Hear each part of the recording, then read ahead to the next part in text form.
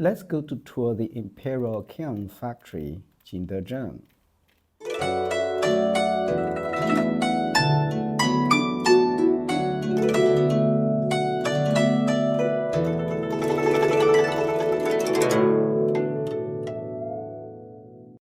It's said that there will be no Jingdezhen without the Imperial Kiln factory.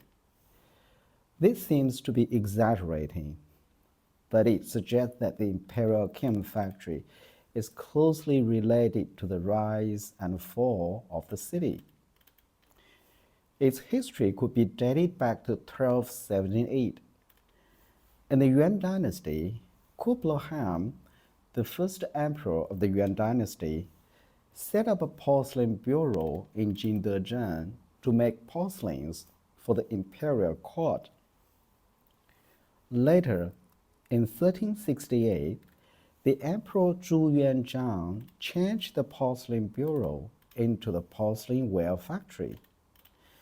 And finally, it was renamed to the Imperial Kiln factory during the reign of Emperor Kangxi of the Qin dynasty.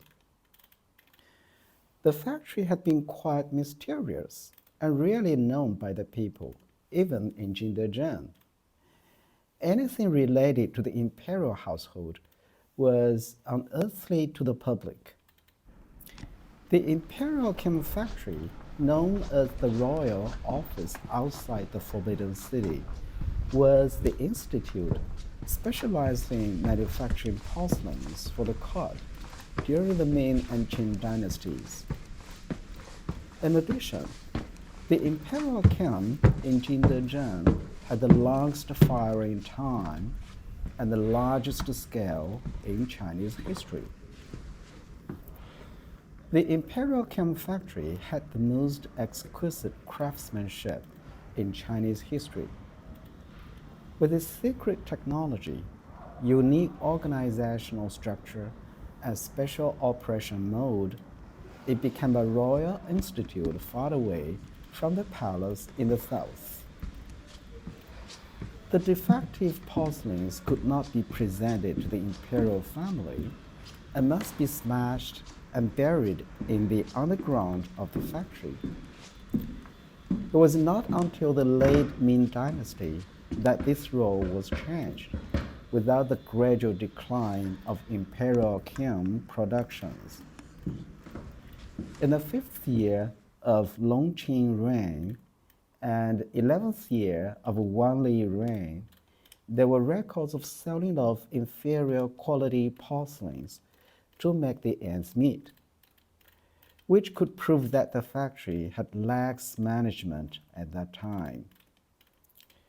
It also means that the imperial court had less control over the management of the factory. That's why the Qing rulers drew lessons from the failure of Ming management. As to defective products, except for some patterns like yellow dragons, they could be sold to support the production of the factory financially. Here is the site of the Imperial Kiln factory, which is located in the center of the city. It is on the Zhushan Road, covering an area of about 300 square meters. Let's take a look. It's the only physical object left on the ground. It's the ancient well. At the stone next to it was inscribed with the words, "The ancient well of the Imperial Kiln." Let's move on. Here was the furnace site of the Imperial Kiln factory in the Ming dynasty. These kilns are commonly known as steamed bum kiln, and we call them round kiln. Look at these porcelain cracks. Crackers, yeah, that's... Yeah. The repair, yeah. That's an incredible job. It's like a very difficult puzzle. They were restored by pieces of fragments found under the ground of the factory. You know, the defective porcelains used to be smashed and buried during the Ming dynasty. And hundreds of years later, we can dig out a large amount of ancient porcelain debris.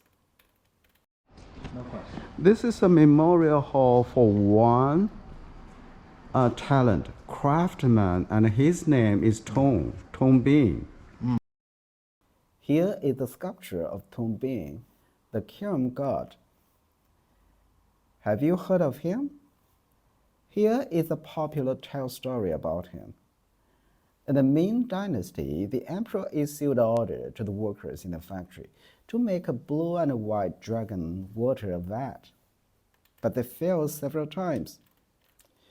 What happened then?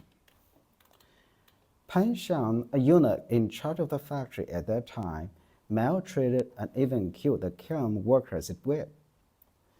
Tong jumped into the kiln fire to show his discontent to the god. The next day, when they opened the kiln, the vat was burned successfully. Unbelievable. Why did people call him the kiln god? That's because Tong Bing's death caused a riot among kiln workers.